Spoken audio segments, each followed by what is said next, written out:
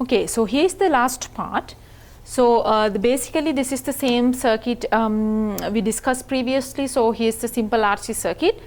And then what I'm trying to tell you here is, so you know, in the very beginning we have an uncharged capacitor, and after you close the switch, with time the electric energy will store in this capacitor, and then this become a fully charged capacitor. So that means basically we can tell this is a charging circuit, charging of a capacitor, because it start to charge, right?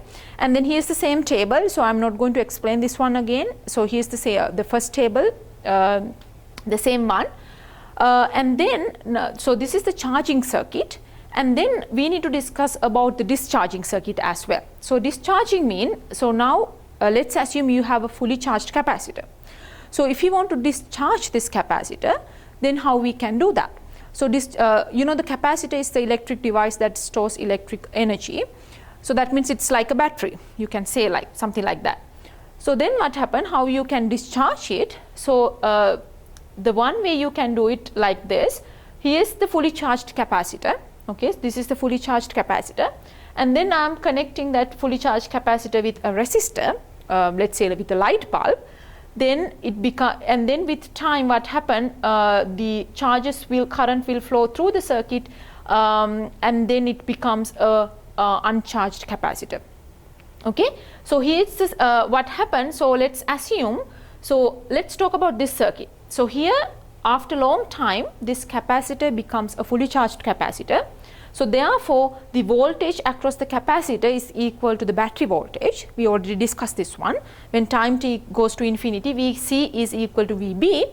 Then what I'm going to do, I'm going to take this, I'm going to disconnect this circuit, and I'm going to take this capacitor from here to here, right? So now I have that fully charged capacitor, and then I'm connecting that capacitor with a resistor. So therefore what happened, now let's, this is the table for this discharging circuit. So when time equal to 0, what happened when time t equal to 0, V capacitor, this means the voltage across this fully capacitor is equal to Vb. Because you can see when time goes to infinity, Vc equal to 0, and then we took this capacitor from here to here, then initially we have that voltage which is equal to Vb. Okay, and then what happened, just after you close the switch, the current will start to flow through the circuit, because now this acts like a battery. Therefore you have a maximum current through the circuit. Ic is equal to Imax, the maximum current. And then VR0 is also equal to this voltage, because these two are parallel, you can see.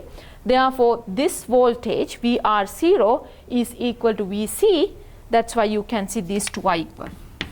Okay, so then the last part is what happened when time goes to infinity. So that means after long time, then what happened, I told you this is the discharging circuit. So current will flow through the circuit in the very beginning, but with the time this becomes a fully, this is discharging, this capacitor is discharging, then everything becomes 0.